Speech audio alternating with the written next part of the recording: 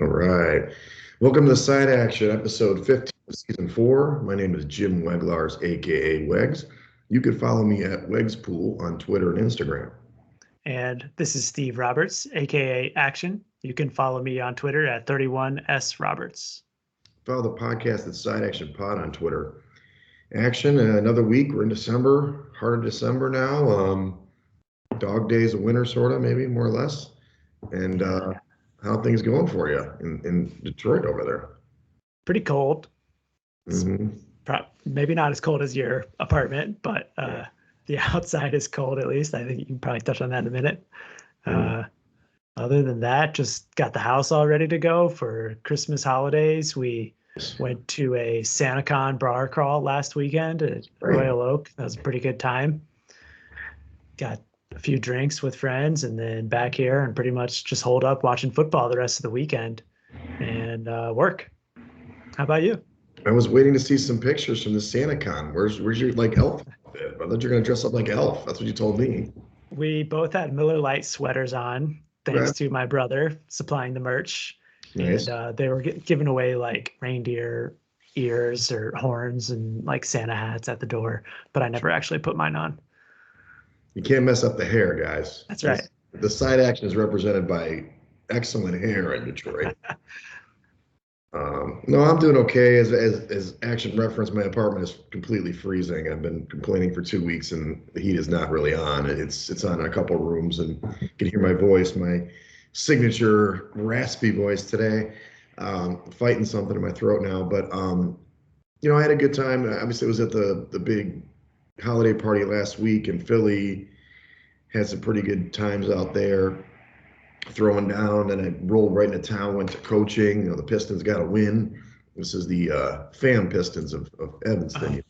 Not the Detroit Pistons. Not the Detroit Pistons. We probably couldn't compete with those guys, but sometimes. But and then a bit busy week. I had a holiday happy hour here that I hosted yesterday. Kind of like I used to do back in the old days. We got some people out first time in 2 years, which is fun. Pretty awesome. Actually, a little note here. I went out to my cousin, Tom Doherty, Tommy's great. He's got his Friday Night Beers podcast. I'm just going to give him a cross promote. He's great. He does that every week and launches it on Fridays. He invited me to go to trivia on Tuesday at his local bar called The Standard, which is in Wicker Park, right in Milwaukee. So we had a shot at winning. We ended up coming in fourth. We missed one of the questions, and the key question was, this is the key question. You got to name 4 states that start with the letter M that have the population between 5 and 8 million. Wow. And we had the list. And I thought we had the list.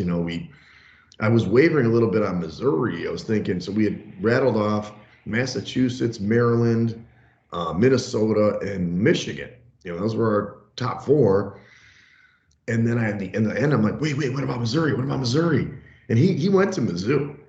So he's like, not Missouri. It's not Missouri. It's too small. I'm like, what about the 2 big cities? No.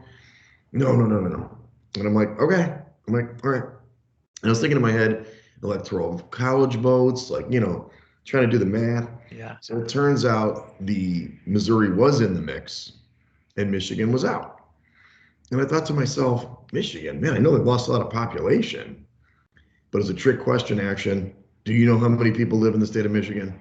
More than 8 billion, I bet. A little over 10 million. It's like a 10.6. So the trivia people kind of do a little dipsy-do on us there, but anyway, whatever. Where our metro area in Detroit here is bigger and wider than you could ever imagine. It takes several hours to get across the metro area sometimes. So. And you got little cities too. So anyway. Now I know the capital. Now I know the population of your states. Good. Two more here in our house. So. Yeah, exactly. There you go. +2. Let's get into the week, week 13 recap, and we'll get into how we did in the contest later, which is exciting. We've been talking about this for a while, but the underdogs are starting to lose up a little bit, right? The dogs, came in 6-8 last week against the spread. A little bit of a correction. But the road dogs still did pretty good, 3-2 against the spread. And in general, road teams were doing well, 8-6, but they were mostly favored, I guess. And then the under is still cashing in. I mean, 9-5. That's been a season-long thing, and I'm not sure what to say about that. If scoring is down, or if it's just the inflated lines. But Yeah. I, zero games really being affected by the spread.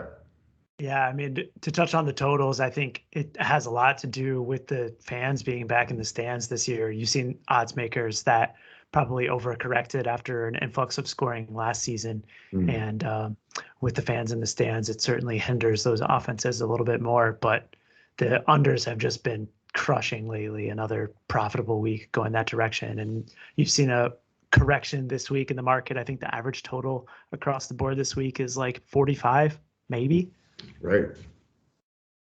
Very low. There's only 2 games over 50, I think. But of course, the game last night shot over. Mhm. But yeah, I mean, it was kind of interesting.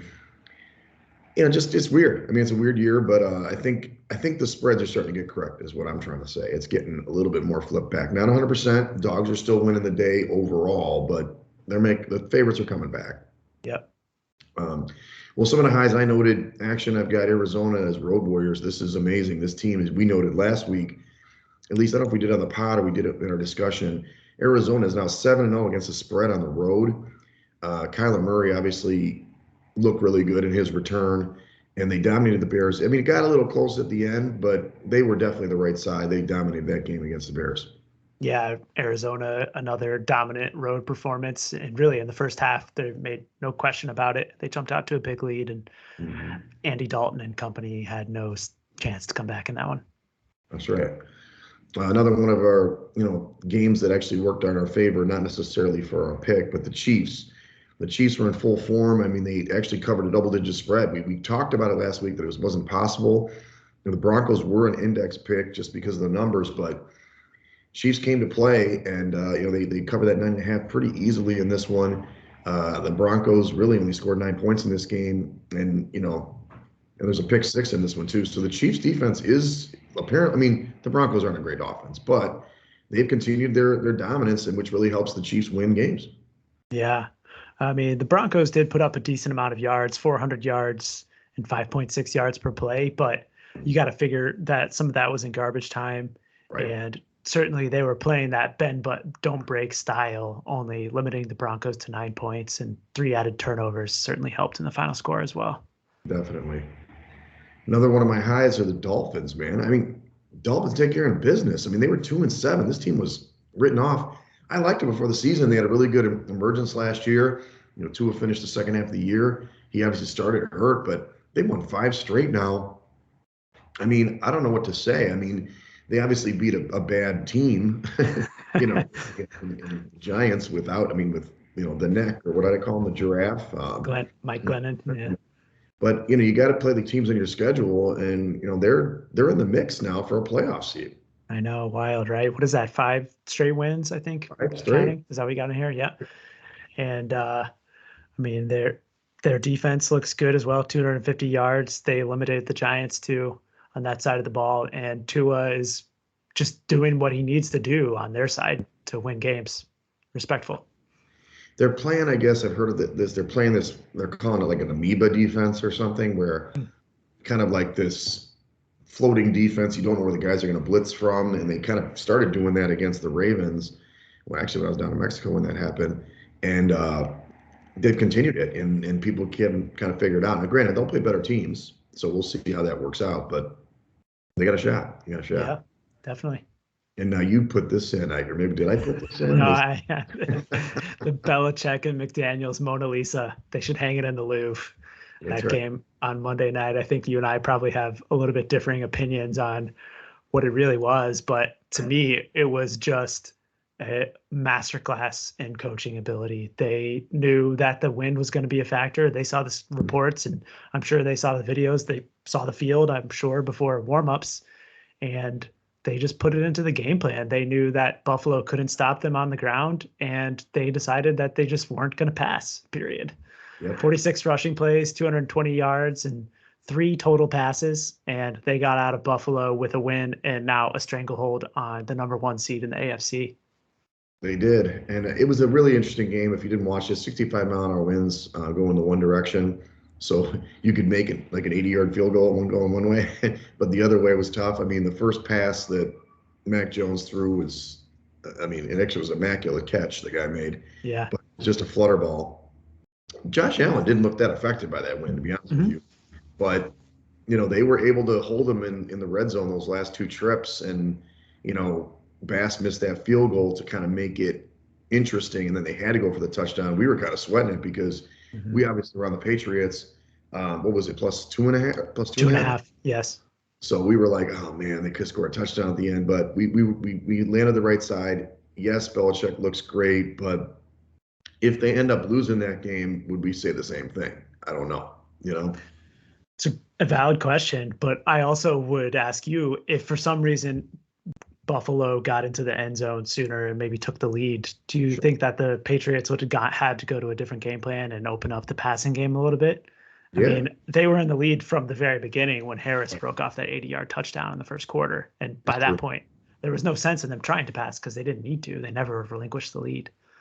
Yeah, I mean, it's a really interesting situation. I don't think you're going to hold the Bills to 10 points again if they play and Sure. they down in New England or play up in New England or wherever, because it's slow. Maybe Yeah. it's New England.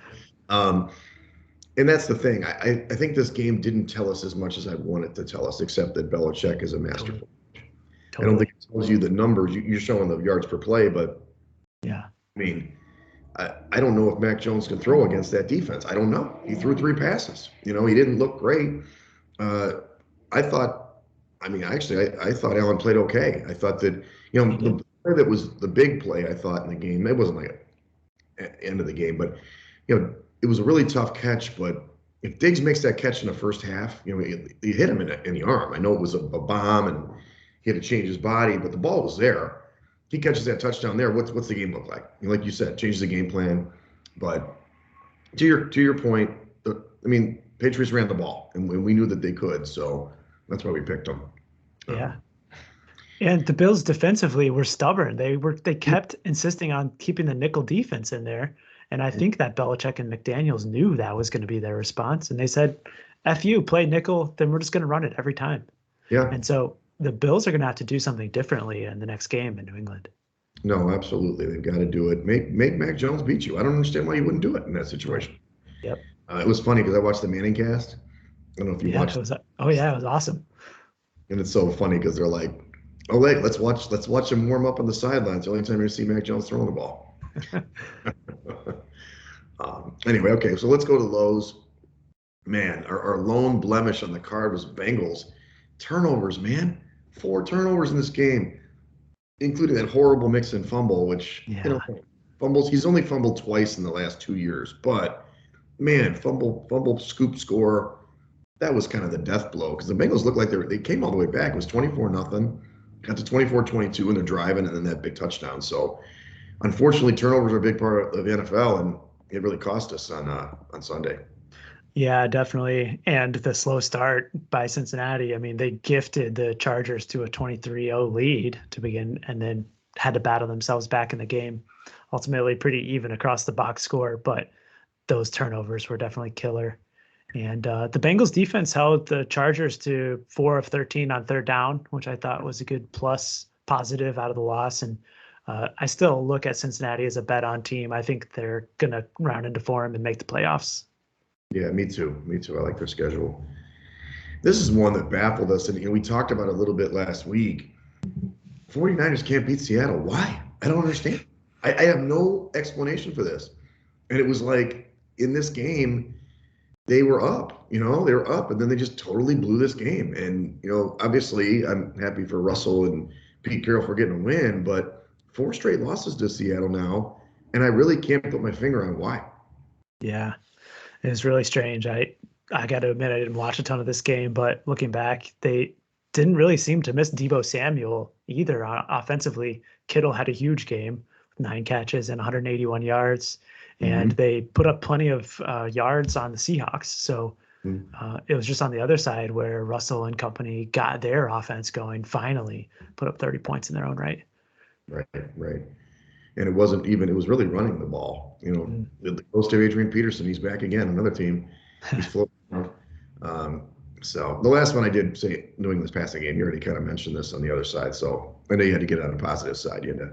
A fair point. A fair point. But look what Belichick came out, not to talk about this more, but Belichick came out and said, look at the bright side. Now the Bills haven't seen any of our passing plays. Hey, he's got a wry smile on his face as he does that right now. Mm-hmm. Funniest part about that Manning cast, though, was when, I don't know, who was it on there, too? Letterman. What's that? Letterman at the end of the second quarter. When he's wiping his nose, he's like, "Go ahead, Bill, wipe that on your hoodie." He's wiping his nose with his hand and wiping on his hoodie. It's hilarious. Uh, all right, well, let's talk about some key injuries, which are some big ones. Marlon Humphrey for Baltimore. This is a big one. He's out for the season now. Their top corner torn pec, and that was an interesting result in that game. We didn't talk about that, but Pittsburgh ended up getting the win that night because they went for two. Baltimore went for two because I guess they thought that they couldn't stop Pittsburgh because all their corners were hurt, including Humphrey. So it doesn't fit. You mentioned Mixon. He got a little dinged up in that game. He's questionable with a neck injury. I don't know if he'll hope he plays. We'll see. You've got Burrow on here. The mallet pinky finger. Oh, I guess he dislocated it, right? And he kind of popped it back in. Yeah, I mean, it looks like he's practiced most of the week, but definitely on his throwing hand is not going to be comfortable. Yeah, it did affect him a little bit in that game. Keenan Allen is on the COVID list. Now, granted, he's vaccinated, unlike some of these NFL players. Sorry, judgment call. He can test negative twice and still play, but we'll see. I don't think he's cleared it yet. And then you've got Mike Williams, the other receiver in close contact, which makes sense. I mean, they're around each other all the time. Right. Yeah. And I did see an update on my fantasy playbook that said Williams continues to test negative this week, and the team's optimistic he'll be out there on Sunday. But certainly something to look at almost daily to make sure he's in there, because if no Williams or Allen, could be very impactful for that offense. No doubt. And they're a big favorite this week. How about let's keep going with the Chargers. Austin Eckler has a hamstring injury. It looks like I don't know if he's going to play or not. I don't know, Roundtree's the guy who steps in there. Probably an adequate backup, but Eckler's a good player. Your guy, Daniel Jones, he's probably not going to play again, right, for the Giants, because looking at the spread anyway, he has a neck injury, missed the Miami game. We'll see if he plays this week, and I guess he moves the line a little bit for that team. Yeah, I believe I'm reading that it's going to be Jake Fromm who is in line to start, because Glennon also got hurt on Sunday with a concussion, I believe. So you are really saying something if you're behind Mike Glennon in the depth chart. And Jake Fromm, I think, has been on the team for like a week, and now he's going to suit up and play against the Chargers. Right, exactly. Well, he did beat out Justin Fields in college, supposedly. All right, the last note was Joe Brady, your guy. He was Burrow's offensive coordinator, right? Passing game coordinator at LSU in the final season, yeah. And he just gets the boot like mid-game in Carolina. I guess he had some disputes with Matt Rule. I thought he's a pretty good coordinator, but he's on the street now. Yeah. Wild timing too with this one, to do it in middle of the bye week. It came out late Sunday last week, and in between their two buys, and it just very interesting timing for Rule to do it then, because it gives the new OC less time to prepare the offense going into this week. Right. Strange. Let's go over our ratings now. I mean, not a ton of changes, but some. The Bills are still number one, and that's obviously mostly from the other season, not for the rest of the season, not this game. The Cardinals do jump the Patriots here. Cardinals do look good, obviously. It's the Wegs index here. Patriots 3. I've got the Bucks, then your Colts, Cowboys, Rams, and Packers right now. I don't see some of those other teams that I like on there, but it's similar to your index, although you've got the Bucks at the top now. Yeah. The Bucks have moved up into the first spot, and Buffalo dropped down to 3 now, with the Patriots coming in ahead of them at number 2, and then Cowboys and Cardinals round out the top 5. Interesting. The Bills dropped down. Okay, gotcha. And then the Packers, you didn't go down as deep as I did, but we'll see how that shakes out this week. Big game against my Chicago Bears this week. Let's jump into the lines here, Action. Obviously, last night, we're recording on the 10th, December 10th, Friday. We missed the game last night. There's an interesting game, though. The Vikings come out guns a-blazing, and they're kind of destroying the Steelers. And I was at the bar watching this game a little bit. And it was weird. It was like, okay, they're just killing them. And all of a sudden, Pittsburgh, they had a chance. I mean, they had a real chance there. And they ended up they didn't cover the number. Vikings obviously they covered the -3, but I don't know. It was soared over the total. I don't know what was going on in this game. They couldn't stop the run, Pittsburgh again. So Yeah. Yeah. Dalvin Cook apparently is healthy again, over 180 yards, 2 touchdowns. It was a big night for him. And then you saw the Minnesota defense just fold in the second half. They couldn't stop the Steelers for anything. And I we're know, damn lucky that they got out of that without giving the Pittsburgh team an opportunity to tie the game at the end. I know, I know. I mean, at least Chase Claypool was given the first down sign, when they were trying to get the play going. But well, let's get into the actual picks now. So we'll start at the 1 o'clock window on Sunday the 12th. First game is interesting because it didn't get flexed up. Vegas, the Raiders going to Kansas City here. Kansas City opens a 10-point favorite, 52.5-point total. It's still 10 in Circa. A little bit lower total though, 48. Really interesting action. This is tough. This is a really hard thing. We talked about it last week or maybe a week before about DVOA. Does it go over like a 3 or 4 weeks, stretch?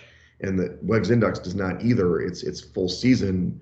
If you did that over the last 3 or 4 weeks, the Chiefs and they are starting to move up in the index, by the way. They're probably like 10th right now. So 10 points still a lot though for this team, but you don't want to get in front of that bus right now, do you? No, not really.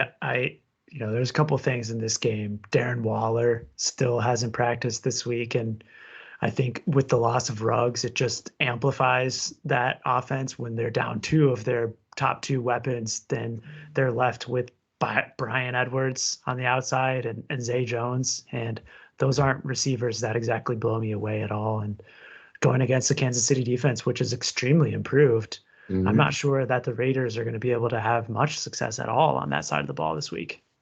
Right. Yeah, I just wonder if it'll be a popular pick. I mean, there's actually several big spreads this week that we're probably going to pick one of them. So I wouldn't be against picking the Chiefs. It's just it's hard because Vegas has done pretty well against this team. Although they got clobbered early. They kind of started Yeah. the offense at least for Kansas City when they Yeah. turned it around. Yeah, I mean, the price just gives me pause because just 3 weeks ago, this same Kansas City outfit was on the road at Las Vegas, laying 2.5 points. Right. And now we've talked about home field advantage throughout. And granted, Kansas City probably has the highest home field advantage in the league. It still takes a lot to go from 2.5 to now 10 just in 3 weeks' time. Right. Right. So it's 6.5 point premium depends on how you value home field. Mm-hmm. Well, let's go to the next game. New Orleans goes to the Jets. The Jets, whatever. It was the darling last year for action. This year, I don't know what to say of this team, but New Orleans is tough to figure out too. New Orleans opens a 6.5-point favorite on the road, 44-point total. Now they're 5 in the contest favorite. The Saints on the road, 43-point total. I don't know where to go with this action. I mean, last week Taysom Hill was bad, but he was playing a much better defense. The Jets, I don't know what to expect out of them week over week. I'd like to pass this game, but maybe you have a side on this one. Well, I mean, I definitely lean to the Jets initially this week. I put a bet on them, in fact, at 6, but have soured on that a little bit more in the last couple of days. Just looking at the Jets injury report, it is not good at all. Elijah Moore, they're really their top threat on the wideout side hasn't practiced all week. Right. And Corey Davis is out for the season, or at least on temporary IR. And so I'm not really sure that this offense has a lot of weapons for Zach Wilson to go to this week. And I mean, I fully expect it to be a very low scoring game. We saw the last time Taysom Hill was out, he threw 3 straight interceptions Yeah, I know. in that primetime game. So I don't think that the New Orleans offense is going to be able to do much either. And long story short, I think we should pass 2. Thank you. Is Alvin Kamara playing? Let's see. Alvin Kamara has practiced all week, Wednesday, Thursday, Friday, full practice. So that is a huge get back for the Saints. Good call. It is. So it's something to consider, but we'll see. You know what to say. Okay, so next game, big game. San Francisco going to Cincinnati. San Francisco, they both these teams laid eggs last week. So they're both coming off big losses. Cincinnati opened as a 2.5-point favorite at home, 47-point total. This game's flipped. I don't know when the line, that early look ahead, was set, but the Niners are 1.5-point favorites in the contest and one across the board, 48.5-point total. How do I explain this to me, this action? I don't really know. I don't really understand it. Cincinnati, they're pretty even teams. To me in the index, they're very close. Cincinnati's a little bit better, actually. So them at home, I know there's not much home field advantage, but this is definitely value to the Bengals to me. Yeah, I concur. I do. I think that you've seen the San Francisco team that really has just had one good result recently Mhm. in that big win in the division uh, against the Rams, and then they did beat Minnesota, I guess, 2 weeks later. But last week they laid an egg against Seattle, and I think that Cincinnati is primed for a bounce back. I believe that Joe Mixon's going to play. I read that he was out with an illness the last couple of days, and it's anticipated that he'll be back for the game. And I think that the Bengals are going to be able to run the ball against them. So I would consider putting the Bengals on our card again. Again, also, it's a team that is kind of stinky too, and I'm not sure that they're going to be popularly picked in the contest. Yeah, I can't imagine. I mean, they're kind of one of our teams this year, and they've been on my teams this year a lot. So I'm on board with that. I'm going to go full green, but definitely yellow on that one. Okay. All right, we've got an AFC South gem here. We've got the Jacksonville Jaguars going to Tennessee. Tennessee's coming off the bye. Tennessee opened as a 9.5-point favorite, 50-point total. It's 8.5 in the contest, 44-point totals. That total's way down from when it first came out. It's hard. This is right where the number is. I mean, literally, actually, I have it exactly as 8.5, so there's not a lot of value there. But the only narrative I would say, and I'm not trying to get us to take them, but the Titans have to win a goddamn game, and this is the one they got to win, right? I mean, they got to come back and they got to win. I don't care who's playing. But look at this guy's smile. He wants to go to Jacksonville. Yeah, definitely. I bet Jacksonville already Oh in yeah. this game, and I'm just I'm just going against the Titans. I Okay. mean, I think this team is overrated. They've lost 3 straight games against the spread, Mhm. and I did see that Julio Jones is expected back this week, which would Yes. certainly be helpful to that passing game. But I don't think that the rest of their injury report is, I mean, they still are down running backs. Looks like Jeremy McNichols is going to be back for them. They did get rid of Peterson, obviously. So I think that was the right call, going to McNichols and the other back whose names escapes me right now. But I think that the Jaguars are going to be prime in this spot as a home underdog. I'm sorry, they're on the road, On the road, yeah. but divisional underdog. And 8.5 points is a lot of points for a Titans offense to lay. That's really my key factor. Huh. Okay. So last week, the Rams just completely throttled this team, right? Mm-hmm. And when they were on the road as well, meaning Jacksonville. So you think there's still some fight in the Jags? They're not mailing it in. They'll lift it up for the divisional opponent. I do. Yeah. I mean, it's still a really young team and a rookie head coach. I don't think that there's any reason for them to mail it in, as especially when you compare it to a team like the Houston Texans, which is diametrically opposed with a lame duck head coach and a team that has nothing to play for. Right, right. Okay. Might be able to get talked into it, actually. We can put yellow, but it's going to take some convincing, I think, Saturday Okay. morning. So we'll see. Fair enough. All right, here we go. Baltimore against the former, sorry, the former Browns against the current Browns. Baltimore Ravens going to the Browns in Cleveland. Baltimore opened as a 1-point favorite on the road, 45-point total, but that's flipped. I don't know when that line was set again, but the Browns are 3-point favorites at home in the contest and 42.5-point total across the board, which is very low. You know, it's again, these teams are dead even. Like these are really close teams to me when I look at them. Not dead even. I shouldn't say that. Not dead even. The Ravens are a little bit better on paper, but I don't trust this Ravens team. I just don't. And the Browns have to win. They have to win this game. And Baltimore with the corners being hurt, I can understand why the line moved. That's for sure. But 3 points is obviously a tough number for a divisional opponent coming in. But I don't know why. I'd be on Cleveland here. Yeah, definitely glad to see that it's 3 and not 3.5. That's Mhm. for sure.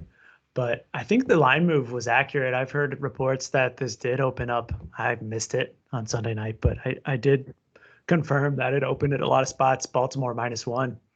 Right. And at the time, I don't know that Marlon Humphreys, the severity of his injury was known, but certainly when that news came out on Monday, then you saw this line start to go on the move immediately. And there was damn good reason for that because not only is Humphrey hurt, but their entire secondary is on the injury report this week. They're Right. already without Marcus Peters, their other corner earlier in the season, but now you have Averett and Chuck Clark, Seymour Stevens, all on the injury report. And I think many of them are actually going to suit up, but you got to ask what kind of health and condition they're going to be in. And on top of that, this is like the ultimate situational spot for Cleveland. They had Right. the bye last week, and the week before that, they played the same Ravens team. So Stefanski and the coaches have been able to prepare for this game for 3 straight weeks now, and I fully expect they're going to come out with some wrinkles ready for Baltimore. Okay. I mean, the only thing I'm going to ask you, the question is that we've talked about this before. We've kind of taken the cheese before on this. So Mm-hmm. where the injuries have moved the line the opposite way completely, and we've gotten on that. I'm not saying it's a free square this time, but the the injuries tell you a certain story, and then the other team just comes and totally defies that. So and ironically, those were both road situations too, because it was the Cowboys on the road, and I think it was Arizona on the road at San Francisco. So does that give you any pause in taking it? No, not really. I think there's some differences in those games because A, they were quarterback injuries, Hmm. and B, the injury news actually came out after the pick time, I think, in both of those. So we ended up on the right, what we thought was the right side that ended up losing. But I really think that the Ravens secondary is in a huge disadvantage this weekend. My only concern is Baker Mayfield's ability to actually take advantage of it. That's Right. my concern is the passing game, Baker's ability. Yeah. Yeah. So Well, is it a yellow or a green for you then? I, I really like Cleveland. I Okay. would put green on it if you concur. Yeah, let's do it. All right. Next time, divisional matchup in the NFC South. The Falcons are going to Carolina. Carolina's a 3-point open as a 3-point favorite at home, 45-point total. This flipped all the way. Oh no, I'm sorry, my bad. It's 2.5 in the total. I'm sorry, 2.5 in the contest for the Panthers, 43-point total. I'm a little surprised at the line action. To be honest with you, I don't really know what to make of this Panthers team anymore. But on paper they are better than Atlanta, but they've been in better. They failed. The index has failed me on this team for like 3 weeks, so I don't know what to expect out of this team. I could definitely see the Falcons outright winning this game. So I'm not sure what your analysis tells you. So you said that the index has failed you on, you meant Carolina, right? Carolina's Yeah. the Okay. bet-on team in the index for weeks. Yeah. Usually probably because their defense, but they, they're not there. They can't get it done week over week. Yeah, I mean, after the 3-0 start against the spread, they've now dropped 7 of their last 9 Hmm. against the number. Yeah. And I agree, they have certainly been trending downwards. And I'm not sure that the move from Joe Brady to the running backs coach at offensive coordinator is going to help Cam Newton throw the ball any better this week. Right. And Right. Cam's playing quarterback. Christian McCaffrey has now been officially ruled out for the season. And Mhm. so you're looking at this same offense that has zero ability to throw the ball downfield. And the only offensive game plan that I could foresee them coming up with is Cam Newton running the ball. And surely the Falcons are going to be ready for that. Right. Right. Yeah, it's interesting. It's a curious line. I mean, it's interesting. Atlanta's been playing decent, right? What are they against the number the last 5 weeks, let's say? Yeah, one cover in the last 4 games, but the 3 losses were against Tampa Bay, New England, and Dallas. Yeah, So good games. you're talking about a strength of schedule issue there. But last week we saw Cordero Patterson come back into the lineup, and this offense is a completely different animal when he's playing. They presumably could have covered that game driving late last week against Tampa too. So Right. I like the Falcons in this spot. I think that they are in a good chance to come out and win this game outright. I agree with you 100%. This is the Josh Applebaum special. Yeah. Under 5 points, divisional road dog. This is the system. So let's put that one on there. Okay. Okay, so Dallas and Washington. Washington obviously went out to the Raiders and won, which we predicted. So with Dallas open as a 5-point favorite on the road, 49-point total. They're 4.5 in the contest. Between 47 and 48 in the total now. Again, Index loves the Cowboys just because of their metrics, but I mean, I love the way Washington's playing now. I love this team, and I love them at the beginning of the season. It just took them to lose Chase Young to play incredible defense. But am I getting a little too far ahead of myself? Is this going to be a Dallas smash spot because they're getting all the receivers back? Yeah, and their defensive line. I initially this week I agreed. I leaned with you to the Washington side. They're the home underdogs in the division, and if they win this game, they're right back in the race for the division title as well because they still have Dallas a second time on the schedule. Yes. And then I was digging a little bit more into the injury reports, and this Dallas team is just getting healthy pretty much on both sides. They're finally going to have their complete array of defensive linemen intact for the first time this season. And I'm not so sure that on that side of the ball that Heineke and company will be able to have much success. So it gave me pause. Yeah, let's just pass. I think that it's one of those games. I think that when it plays out, we'll be like, yeah, that makes sense. If the Cowboys can take it, 4.5 is a pretty big number to lay on the road. But a lot of times the spread doesn't matter, as kind of been talking about all season. Sometimes it doesn't come into play. So let's just stay away from that one. I was a little surprised they didn't flex this game. I mean, yeah, do I want to see the Bears on Sunday night? Sorta. Get beat against the Packers again. This would have been a good flex out spot. True. Yeah. All right, next game, Seattle against Houston. Seattle finally got a win. They weren't dead yet. And then Houston, whatever is Houston. So they got crushed. So Seattle opens a 6.5-point favorite on the road, 44.5-point total. They're up to 8.5 action in the contest, 41.5-point total. You think Houston's mailed it in? Because there's no way Seattle should be laying 8.5 on the road. Yeah.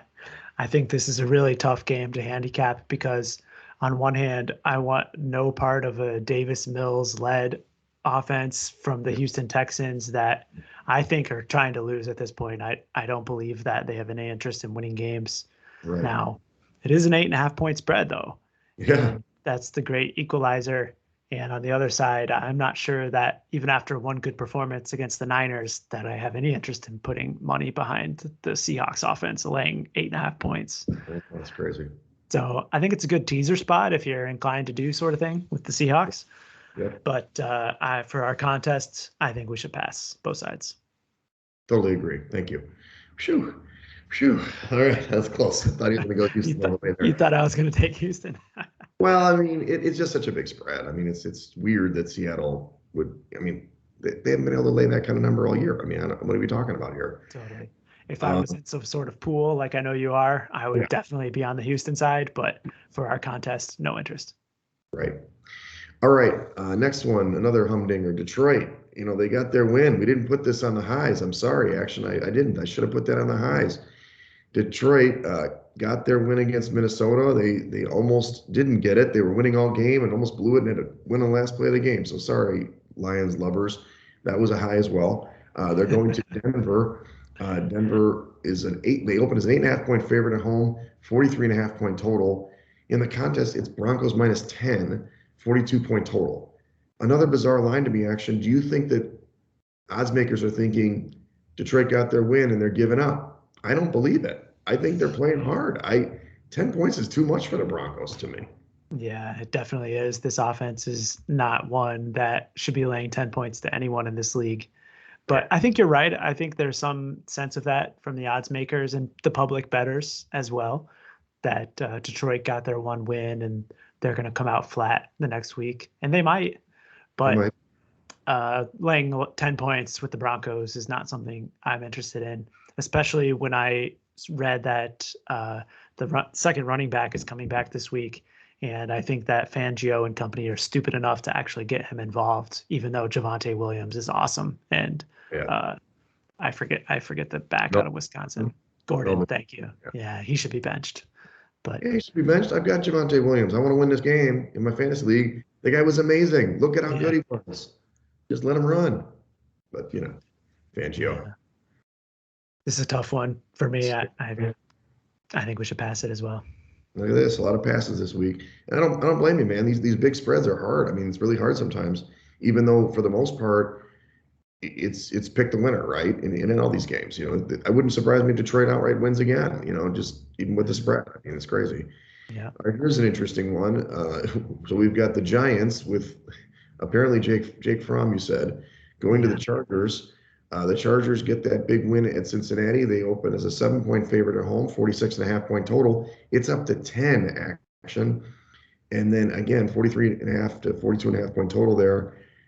Huge spread. I can't do it. I think the Chargers, maybe they turned a corner. They finally actually won a game. They look pretty good. But this team never covers numbers. They just don't cover numbers, especially at home. 10 points. I mean, the Giants stink, and you got Jake Fromm. I mean, his first start. Obviously, that's the handicap. But you get on board with 10 points with the Chargers. No, I don't think so at all.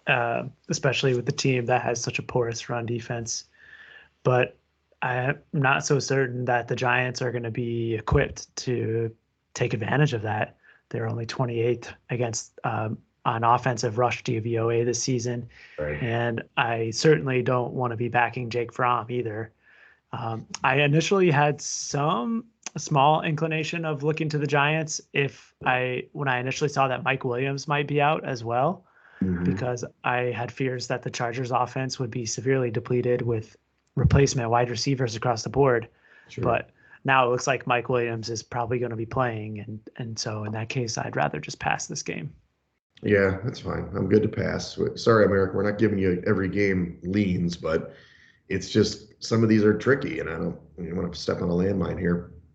Well, let's go to a big game. And again, this game, I don't know how they flex these games, but this is a 4 o'clock game. That's great, but it should be on the prime time. So you got Buffalo going to Tampa.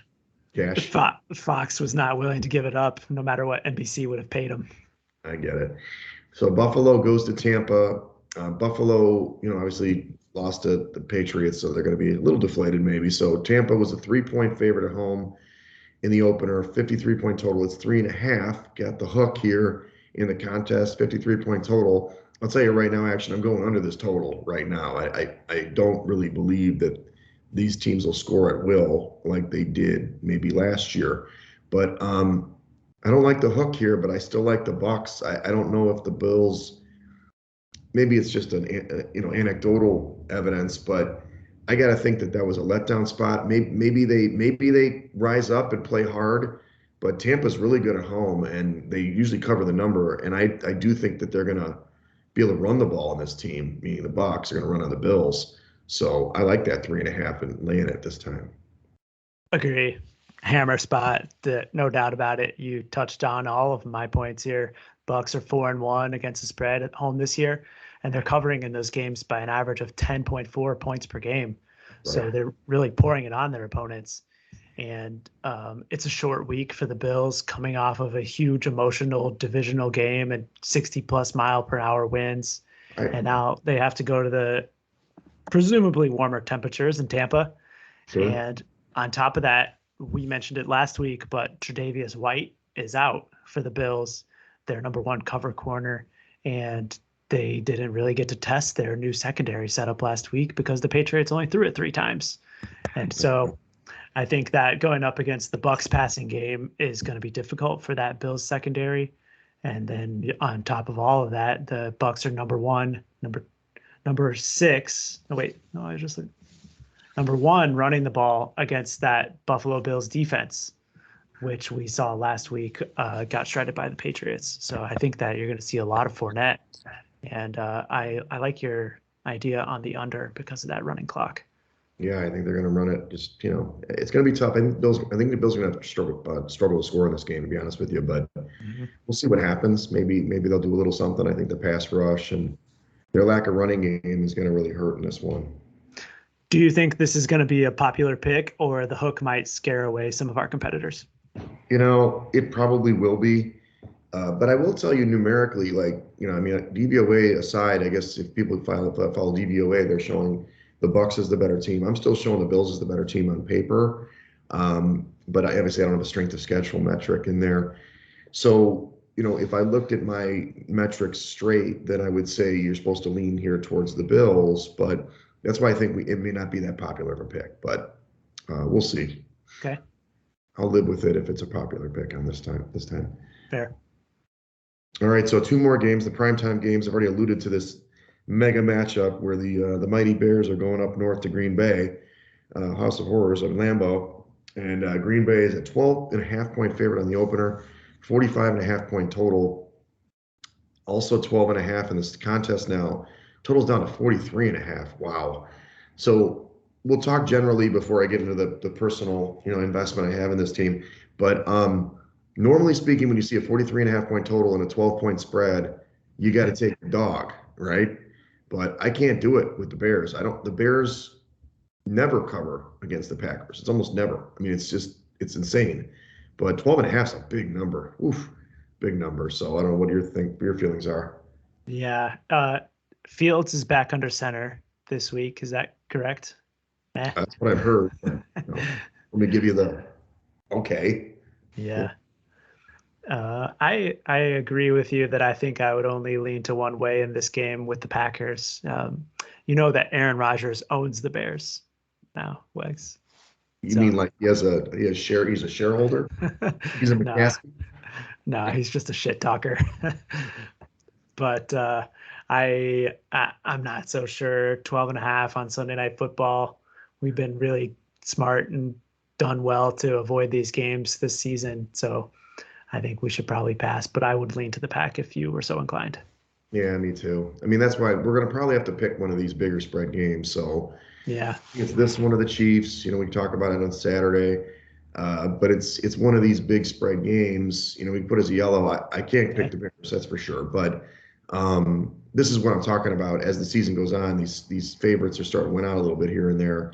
It's these type of games where they just, let's face it, the Bears are a shell. I mean, maybe they'll play a good game and I'll be surprised, but I just don't like the direction that they're going here. And I think Montgomery's a little dinged up this week too. I've heard. So, you gotta watch that. That's really their only offense to me. And I don't know. So, all right, last game Monday night. Rams go to Arizona. This is a battle in the NFC West. I mean, the Rams, if they want any shot at the division, they got to win this game. So Arizona opens as a 2.5-point favorite at home, 51-point total. It's 2.5 in the contest, 52-point total. So not a lot of movement. It's right there. Not sure about this one, actually. I mean, Arizona's a better team on paper to me. Rams did have a bounce back against a terrible team in the Jags, but Arizona, it's a tough one. I can't make a case right now for the Rams, even though you probably should, given it's that divisional road dog, too short dog on the road. I think Arizona's just a better team. I don't know what your thoughts are. Yeah, I agree that I would certainly look to the Arizona side of this. Recall that they crushed the Rams in their first meeting this year in LA. And that was a 17-point victory by the Cardinals on the road. Right. And I think that the Cardinals have come out of the bye looking a lot healthier than they were going into it. I thought that Kyler Murray especially looked like his normal self last week, and he was a problem for the Rams in the first game. Yep. So I feel like it's the Cardinals' opportunity to really step on the throats of the Rams and take this division down. Essentially, this would end the division race if they get the victory on Monday night. That's right. I could be talked into it. I don't really know about the injuries on the Rams side. I mean, there's not a ton of injury information out this week, given the Monday night schedule. But I saw that Darrell Henderson was on the injury report. Not sure if Sony Michel is the go-to back now, but he doesn't exactly move a lot for me. Yeah, and it's, to me, I don't know, the Rams offense, it kind of goes as Cooper Kupp goes, right? So does Arizona, the first time they obviously had an answer for it. Will they do it again? You know, I think that, like you said, with Murray being healthy, I don't care if it's Aaron Donald, and I don't even think, I mean, maybe Von Miller isn't that great. We'll see. But even them getting after him, he makes plays. And I mean, Chase Edmonds supposed to come back. I mean, Connor's been playing great. I'm not saying it'd surprise me if the Rams win, but it would be definitely contrary to what I've seen so far from these two teams. So I would, like I said, Arizona pass for me, but we can always stay away from the Monday night game if you feel good about it, but it should be one of our considerations. Yeah, it looks like we have quite a few yellow games this week, so we'll add it to the list. Yeah.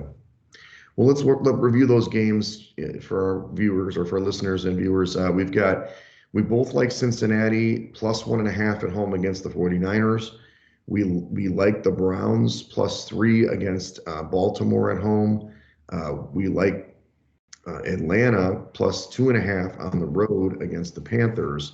And then we really love Tampa minus 3.5 at home against the Bills. So that's already 4 greens. Of the extra pick that we got to figure out is either the Chiefs minus 10 against the Raiders at home, the Jags. That's why I don't know if I can get on board with you, buddy. Plus 8.5 against the road against the Titans, and then either Green Bay minus 12.5 at home against the Bears, or Arizona minus 2.5 at home against the Rams. So a lot of home teams in there as we review it now, which is contrary to what we've said most of the season, but sometimes it depends who's favorite, right? I mean, a lot of times the favorites are going to come back, and if they're at home, they're going to win some games. So, got a lot to choose from. We do. All right, let's go over the contest. And I did some more deep diving, actually. I know you love when I look into the history of the contest. But first of all, we had a great week. We went 4-1. We finished our best quarter of the year. I'll start with that. So at 4-1, we were 12-8 for the quarter, which, is 60%. It's not lighting the world on fire, but I'll tell you, relatively it was, because we got up to 533rd place just for the quarter action. So, and that was with, we had a couple 2 and 3 weeks in there. So nice work. That puts us at 36, 28 and 1 for the season, 841st overall. Not bad. Solid outing. It got me to thinking when we looked at the top dog's at 46 and 19. They've come all the way down to almost 71, or just under 71%. Whereas you remember, they were way up there, though. I mean, it was 75, 77%. And the top 50 is at 65%. So the issue is that the field is a little bit better. And I was looking at last year, we were actually a little bit better, surprisingly, last year, because we had a 5-0 week in week 13 at 37 and 28 last year. But we were only 2.5 behind the top 50 last year. Do you believe that? Wow. So we were much closer to the top, to the money, and the leader was only 8 up on us. But so what's interesting is the leader's about the same. Like, they're 1 pick better this year than last year. It's the top 50 that's gotten better when you look year over year. So we got 1 quarter left. Our side action loyal guys, we're trying to win this thing. We got 5 weeks to go, 1 big quarter. I think the winner's gonna get 61. That's my guess. I know it's only 15, but kind of the way it works, I think about 68% is where you're going to be. And I think in order for us to make that happen, I mean, not to win, well, maybe we could, but to hit the top 50, I think we're going to have to get close to 57, which is like 19, but 18, 19. It's possible. We got to go 18, 5 and 1 action. So let's fucking go. Let's do this. All right, let's do it. 3.7 wins per week based on my calculation. So if we start out with 5, we'll be ahead of the game.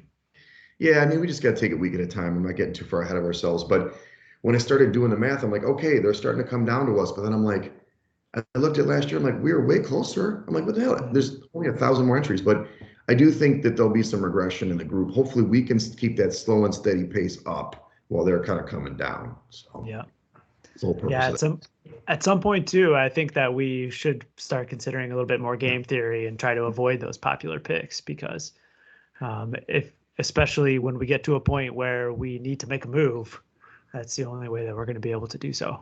That's true. Like last week, the field did pretty poorly. They went 2 and 3, we went 4 and 1. That's why we got up. We were happy to see, obviously the Patriots came in for us, and that was a head-to-head game because they picked the Bills. Yeah. was the other game, right? It was the Chiefs covering, and then we picked the Broncos. So Mhm. we definitely have to think about that a little more when we make these picks. So good call, Action. All right. Well, hopefully everybody's listening to us. I know the guys I talked to yesterday, I talked to Artemis Prime and some other guys at the bar, and they were like, your picks are doing great. I'm like, yeah, I guess they are. If you listen to our body of work, make the picks, we're going to be winning you some money. I mean, that's what we're trying to do here for you. So I'm sure you are winning, Action. You're winning some cash. Yeah, definitely trying to help all our listeners build their own bankroll. That's right. That's right. All right. Well, follow us at Side Action Pod on Twitter. Follow me at Wegspool on Twitter and Instagram. And follow me on Twitter at 31S Roberts. All right. Good luck, everybody.